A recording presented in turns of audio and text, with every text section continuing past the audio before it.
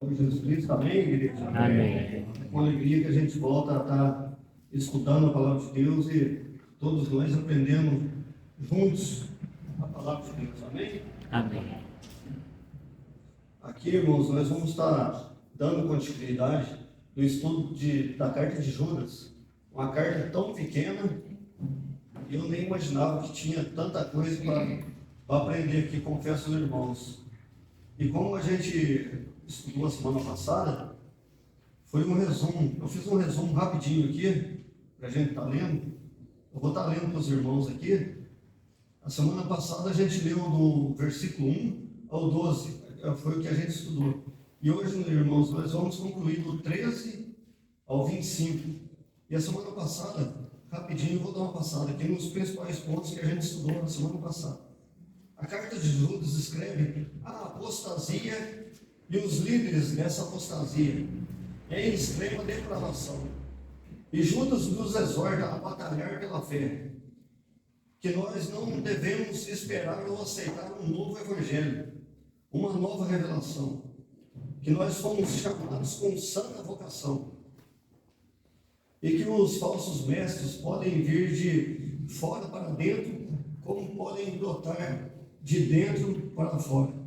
Vimos no verso 4 que os falsos mestres negam a Deus, que eles mudam a doutrina, que eles estão destinados à condenação. Vimos que Deus pune, está no verso 6, parte A, e aos anjos que não guardaram o seu princípio. Ou seja, nem anjos que caíram Deus vai poupar. O juízo de Deus é certo. O juízo de Deus virá, exemplos disso aí, Sodoma e Gomorra, que, por exemplo, teve prostituição.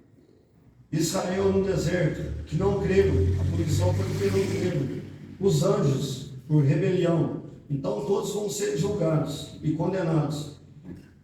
E Judas desmascara esses falsos mestres, mostrando que eles rejeitam a autoridade divina, que está no verso 8, que foi o que disse. Judas diz que eles são como animais irracionais, está no verso 10. Se acham donos da verdade, no versículo 11. Vimos que Caim quis seguir a Deus do seu jeito. Vimos que Balaão vendeu a consciência dele, vendeu o seu ministério por dinheiro. Vimos o problema de Coré, que não aceitou a autoridade de Moisés. Então, isso aí foram os principais pontos que a gente estudou a semana passada.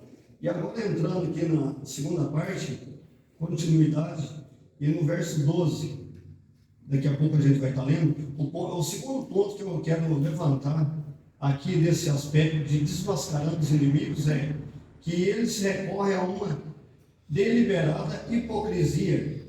E eu gostaria de chamar a sua atenção para o verso 12, 13 e 16.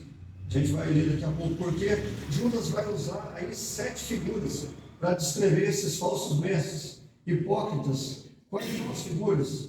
Vamos lá? Primeira figura está no verso 12. Confira comigo. Estes são manchas em vossas festas de amor.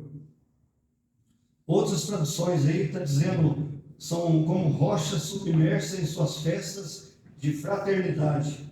O que é uma rocha submersa? Se você perguntar para um marinheiro, para um capitão de navio, o que uma rocha submersa oferece para um navio? Acidente. Um exemplo que a gente tem, Titanic. O que ela provoca, uma rocha submersa? O que? A resposta é acidente. Outra figura, outra linguagem de expressão. Banqueteando-se convosco. Se introduzem onde? Nas festas, nas reuniões, nos agrupamentos de quem? Dos crentes. E eles entram lá para quê? Para provocarem acidentes, desastres. Cuidado que os falsos mestres se infiltram. Não vejo outra figura mais eloquente, mais vívida do que essa, de alerta para a igreja. Figura ainda no verso 12.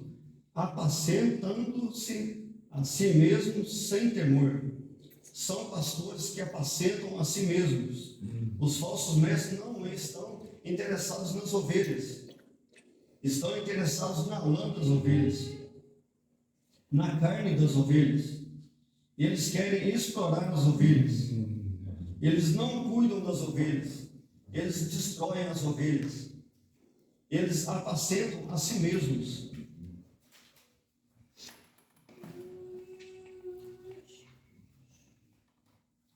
Me permita perguntar, algum de vocês já viram alguém em algum culto assistido pela televisão, seja presencial ou pela televisão, no caso, onde fica claro que o culto ele é medido como bem sucedido pela quantidade de dinheiro que consegue arrecadar?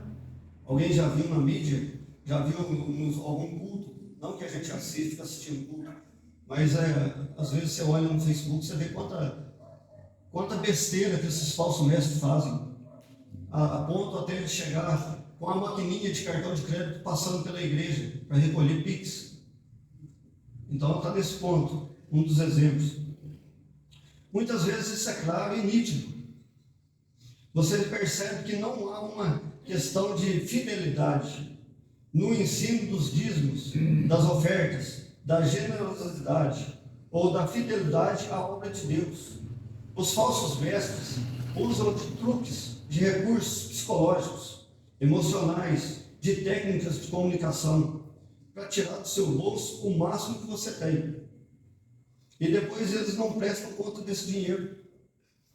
Esse dinheiro não vai para plantar igreja, esse dinheiro não vai para plantar templos, não vai para obra missionária, esse dinheiro não vai para alugar salão, para cultos públicos, o dinheiro vai para o bolso dos falsos mestres.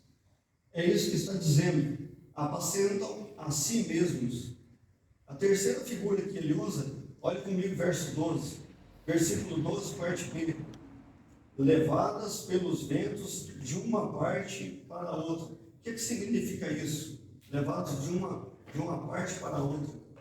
Isso aí significa frustração. Pensa comigo que ele está escrevendo a partir de uma região árida, muito seca. E quando chega uma nuvem no horizonte, o agricultor diz: vai chover, vou salvar a minha lavoura, tem esperança, vai acabar a sequidão. Daqui a pouco a nuvem vai embora e a chuva não vem, a chuva não cai. E o que diz o falso mestre? Pode ter certeza disso. Todo falso mestre, ele chega com uma mensagem boa. O tempo é de guerra. E ele diz: paz, paz. Quando não tem paz, dizem que não tem problema. Pode ficar tranquilo, não tem problema nenhum. Deus é com você. Você é filho do rei. Você tem força. Você tem poder. Você determina a vitória. Só tem coisa boa para o seu lado. Não tem nenhum problema. Não tem tempestade no horizonte. Só tem coisa boa. E esses dias atrás, eu vi um pedacinho de uma reportagem, um famoso pregador que tem várias igrejas para o Brasil afora, tem até emissora de televisão. É como se ele colocasse Deus na parede, exigindo de Deus. E vocês lembram dessa propaganda na televisão? Faz tempo que eu não assisto TV aberta, nem sei se ainda tem. Nem queria pronunciar, mas vou ter que pronunciar. Fala, pessoa bem sucedida, eu sou universal. Olha quanta hipocrisia. Eu sou da universal. Como se o céu fosse aqui na terra. Sabe que Paulo teve todas essas regalias que esses falsos mestres proclamam? Mas tudo quanto ele promete, ele não consegue cumprir. Porque é uma nuvem que vai embora e não traz chuva. Então, qual que é o problema do falso mestre? Decepção, frustração. Não é isso que você está vendo hoje em dia, toda hora?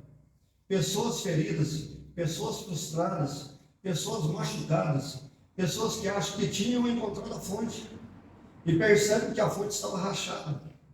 Caíram nas lábias dos falsos mestres. Outra figura aí, vejam por favor ainda, no verso 12, parte B. São como árvores murchas, infrutíferas, duas vezes mortas, desarraigadas. A ideia aqui é que não tem fruto, não tem raiz, Não tem nada. Está lá a árvore. Mas essa árvore não tem vida, porque não tem raiz. Essa árvore não dá fruto. Está desprovida de fruto. É diferente do justo. Ele é como a árvore plantada junto a correntes das águas, que no devido tempo dá o seu fruto, cuja folhagem não murcha. Tudo quanto ele faz será bem sucedido. Mas as figuras prosseguem no verso 13. Confira comigo o verso 13, por favor. Verso 13, parte A. Ondas impetuosas do mar, que espumam suas mesmas abominações. Ou ondas bravias do mar. Ondas bravias trazem o quê? O que as ondas bravias trazem do mar quando está tendo um temporal e as ondas vêm com a agitação? O que elas trazem? Elas trazem sujeira. Está lá em Isaías 57, 20. Mas os ímpios são como um mar bravo. Ondas impetuosas ou bravias trazem mais o quê? As ondas bravias, elas trazem perigo. O que Judas está dizendo é que os falsos mestres é como um furacão ou como um tufão. Por onde ele passa tem desastre. Por onde ele passa tem sujeira. Por onde ele passa tem acidentes graves. Mais ainda, há uma outra figura no verso 13. Vamos dar uma olhadinha aqui no verso 13. Aqui diz: estrelas errantes, onde impetuosos do mar que espumam as suas mesmas abominações, estrelas errantes, para os quais está eternamente reservada a negrura das trevas. O que é estrelas errantes? Estrelas errantes conduzem ao abismo, conduzem à perdição eterna. Se você vai para o verso 16, ele vai dizer que esses falsos mestres tinham outra característica. Você pode ler o verso 16 comigo, por favor? Vamos lá? Estes são murmuradores, queixosos da sua sorte, andando segundo as suas concupiscências, e cuja boca diz coisas muito arrogantes, admirando as pessoas por causa de riqueza. Essa pessoa nunca está satisfeita com o que tem, ele sempre quer mais. Ele é adulador. Sabe o que é adulador? É aquela pessoa que cobre você de elogios. Em outras palavras, é um puxa-saco. E é aquela pessoa que diz que você é o máximo. Mas ele não quer te elogiar. Não, ele não quer isso. Ele quer é tomar o que você tem. Ele te bota lá em cima para saquear você. Ele está movido por uma outra coisa chamada de interesse. Fome e sede de lucros. Você percebe que Judas está desmascarando os falsos mestres.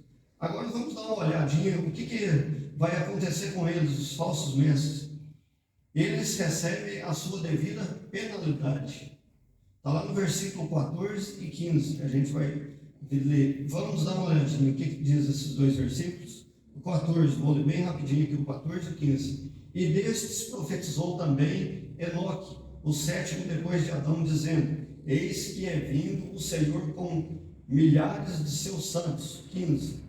Para fazer juízo contra todos e condenar dentre eles todos os ímpios, por todas as suas obras de impiedade que impiamente cometeram, e por todas as duras palavras que ímpios pecadores disseram contra ele. Meus irmãos, quem profetizou a ruína dos falsos mestres? Quem foi que profetizou?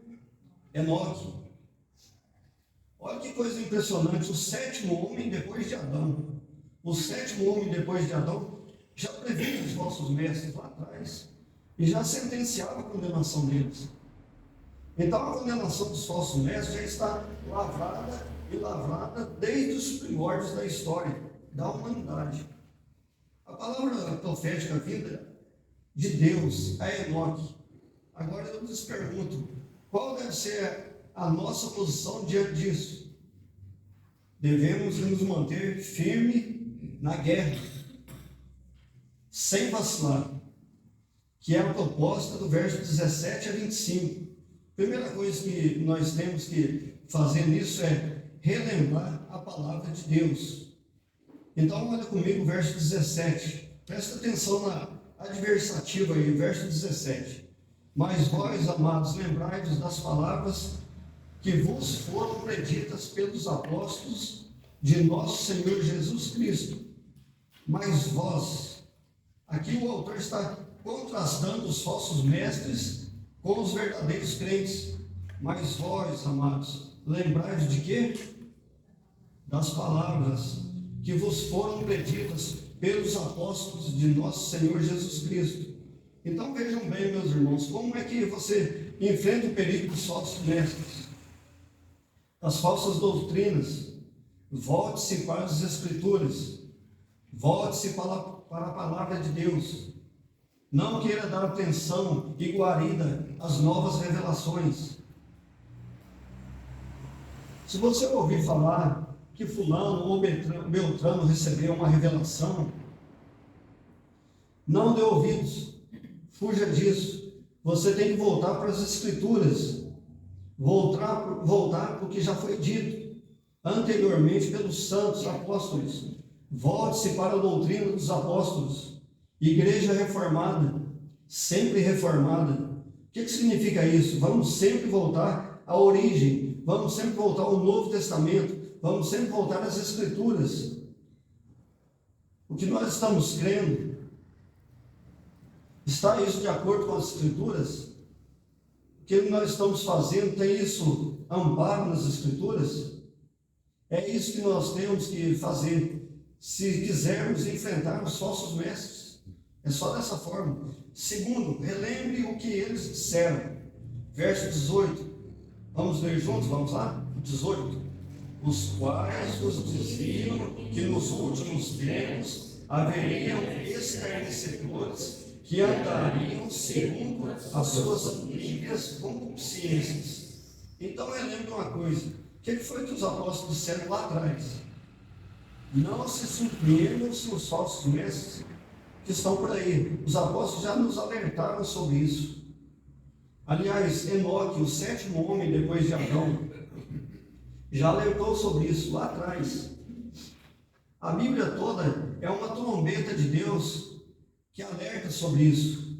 Então fique apercebido, acautelado sobre estes perigos. Terceiro, relembre porque os apóstolos, o que foi que os apóstolos disseram. O verso 19, você pode ler comigo? Vamos lá. Estes são os que a si mesmos se separaram, sensuais, que não têm o Espírito. Então o falso mestre está preocupado com quem? Com quem que eles estão preocupados? Eles estão preocupados com eles próprios. Ele não está preocupado com as ovelhas. Ele não está preocupado com a soberania, com o senhorio de Cristo. Ele não está preocupado com as Escrituras. Ele está preocupado em tirar vantagens interesseiras, de lucro. Então, se você ler na segunda carta de Pedro, no capítulo 2, os falsos mestres faziam comércio dos crentes. Os falsos mestres olham para os crentes como produto de consumo, que produzem para eles vantagens financeiras. Você tem visto isso por aí afora. Alguns líderes religiosos que vendem a sua igreja, vendem, como diz aqui em Minas, de porteiro fechado. Vocês sabem o que é porteiro fechado? Vendem com o tempo com os crentes dentro. Virou propriedade.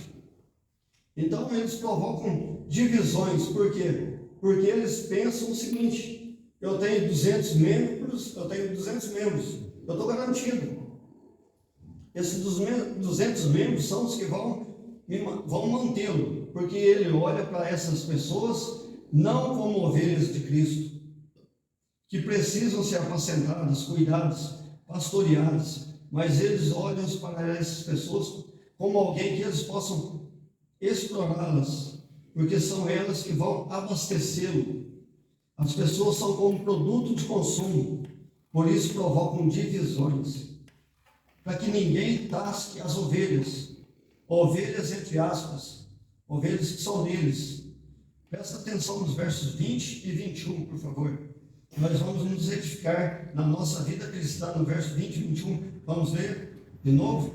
Mas vós, amados, edificando-vos a vós mesmos sobre a vossa santíssima fé, orando no Espírito Santo. 21. Conservai-vos a vós mesmos no amor de Deus, esperando a misericórdia de nosso Senhor Jesus Cristo para a vida eterna. Verso 20 está aí, mais vós. Verso 21, conservai-vos. Essas duas palavras, tem uma no 20 e tem a outra no 21. Mais vós no 20 e conservai-vos no 21. Notem uma coisa, irmãos. Nós vamos o quê? Edificando-vos a vós mesmos sobre a vossa santíssima fé. O que é santíssima fé? É a mesma do verso 3, parte B. Dá uma olhadinha. 3, parte B. E exortar-vos a batalhar pela fé que uma vez foi entregue aos santos. Essa fé aqui, irmãos, não é a fé, eu confio em Deus. Não é essa fé não. Essa fé aqui é o conteúdo da verdade. É o conteúdo do cristianismo. São as verdades que estão contidas nas Escrituras. Então Judas está nos ensinando uma coisa aqui, muito preciosa. Nós precisamos fazer o quê? Edificarmos a nossa fé santíssima. Voltar para a Bíblia. Estuda a Bíblia. Medita na Bíblia. Entre na palavra de Deus. Deixe que a palavra de Deus entre em você. E aí você vai sendo santificado. Transformado de glória em glória. Versículo 21. Conservai-vos a vós mesmos no amor de Deus, esperando a misericórdia de nosso Senhor Jesus Cristo para a vida eterna. Notem agora, fechando o estudo, comprometendo-se com a evangelização. Porque notem uma coisa, e isso é magnífico. Você precisa guardar a palavra. Você precisa reter a palavra. Você precisa se edificar na palavra. Você precisa estar fundamentado na palavra. Mas essa palavra não pode ficar só para você. Eu sou crente, eu estou seguro. Tenho certeza disso. Eu guardo isso comigo. Com muito cuidado, as 7 chaves. É isso que eu devo fazer? Fechar num casulo? Num cofre que ninguém vê? Não. Não é isso. A palavra de Deus precisa ser proclamada. E aqui Judas vai mostrar esse lado. O verso 22 e 23, primeira coisa, verso 22. E apiedai-vos de alguns usando de discernimento. Então presta atenção nisso, irmãos. Um crente verdadeiro, ele se compadece. Ele se compadece de quem? De quem está na dúvida. Dúvida, como assim? Chega o falso mestre e diz uma coisa. Ele te faz promessas, te oferece vantagens, diz que você não precisa mais enfrentar lutas na vida, que você é filho do rei, e tem muito isso aí, é o que mais tem. Se você tiver fé, você vai andar de carro novo, vai morar em apartamento de cobertura, dando alguns exemplos aqui, não vai mais andar de ônibus, você não vai ter mais problemas de saúde, você não pode ter problema de saúde. Aí chega o pastor de verdade e diz, se você se arrepender de seus pecados e aceitar Jesus como seu único e suficiente Salvador, você vai ter a vida eterna, você vai ter lutas, você vai ter provas, mas você vai ter a vida eterna. Aí a pessoa fica em cima do muro, para onde eu vou? Qual que é a proposta verdadeira? O que eu faço? O que nós devemos fazer? A pessoa está numa encruzilhada, numa hora de decisão. Qual o seu papel como crente? Qual? Se compadecer dessa pessoa e tirá-lo dessa encruzilhada, da dúvida, levá-lo para a verdade. Segunda coisa que você faz, versículo 23, parte A. E salvai alguns com temor, arrebatando-os do fogo. Olha que coisa interessante, que figura dramática. arrebatando-o do fogo. Judas considera a evangelização como resgate de um incêndio. Pense comigo qual seria a sua postura. Você está indo num supermercado comprar um pão, comprar um refrigerante, comprar alguma coisa. Você está passando pela rua e tem uma casa pegando fogo e a pessoa está gritando: socorro, socorro, e você passa. E vai lá no supermercado, compra sua água, seu refrigerante, alguma coisa, vai, chega em casa, senta no sofá e fica tranquilo. Tem como ficar assim? Não tem como ficar assim, só se for uma pessoa muito calcificada. Não tem como conseguir ficar assim. Certamente que não, nós não vamos ficar assim. Só que o Judas está dizendo que as pessoas, elas estão no fogo. Há um incêndio. E eu vou dizer que é um incêndio mais devastador do que as chamas que consomem uma casa, que queimam um corpo. As pessoas estão num incêndio de um fogo eterno, que nunca vai se apagar. E você tem um extintor capaz de apagar esse incêndio. Você tem uma missão de resgatar, um resgate eficaz, capaz de tirar essa pessoa do fogo. Por isso, irmãos, evangelização é um ato de misericórdia, é um ato de urgência. Não dá para esperar, não dá. Terceiro, olha aí no verso 23, parte A. E salvai alguns com temor. Aqui é para você tomar cuidado para não se queimar ao tirar a pessoa do fogo. Presta atenção no alerta que a Bíblia está fazendo. Você deve ir lá no centro do pecado para tirar uma pessoa. Nós devemos ir lá? Devemos. Tem pessoas que fazem evangelismo nos mais diferentes lugares. Isso não é errado. É bom, é prazeroso. Vão em lugares perigosos. Mas não pense você assim, que você é tão forte. Não pensa dessa forma, não. Vá com cautela, vá com temor, vá com cuidado, porque você é frágil, você é vulnerável, você está sujeito a ser contaminado por alguma coisa que pode atrair o seu coração, e você depois pode não conseguir sair. Então devemos tomar cuidado também na evangelização, nos lugares que formos. Não é que a Bíblia está dizendo que não é para mim ir, para nós irmos tirar aquilo que está no fogo, na encruzilhada da dúvida, mergulhar no caudal mais terrível do pecado. Não é isso. O que a Bíblia me alerta é o seguinte, que você precisa ser revestido com poder para fazer esse resgate.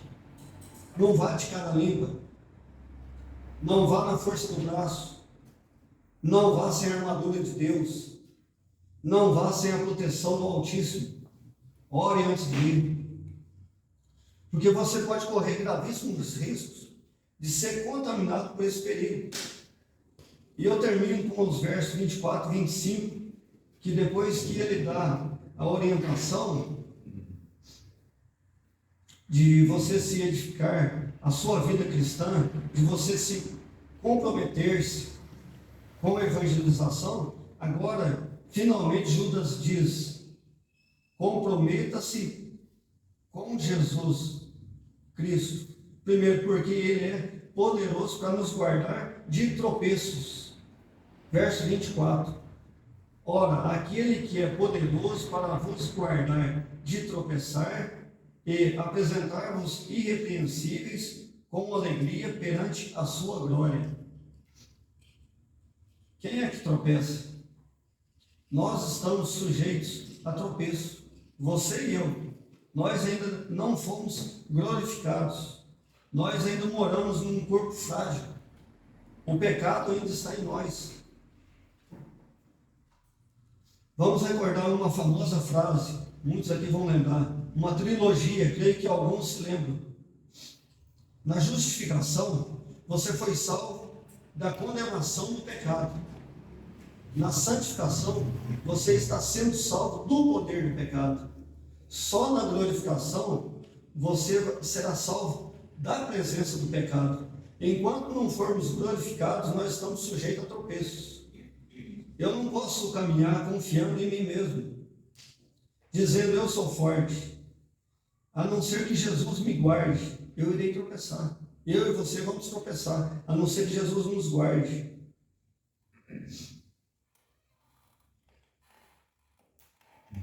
Segunda coisa, Ele é poderoso não só para nos guardar de tropeço, mas também para nos levar à glória.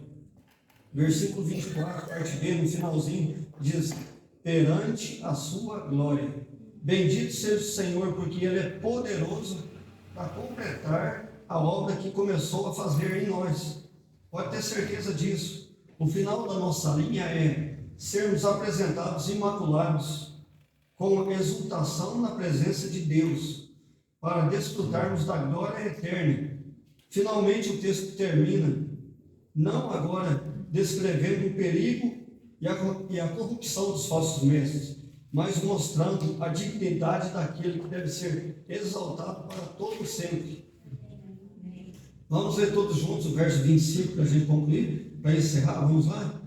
Ao Deus único, sábio, Salvador nosso, seja glória e majestade, domínio e poder, agora e para todos sempre. Amém. Que doxologia belíssima de exaltação ao Deus da nossa vida. Nele nós refugiamos, nele nós deleitamos. Ele é a razão da nossa vida. Amém, irmãos? Amém. Glória a Deus. Obrigado.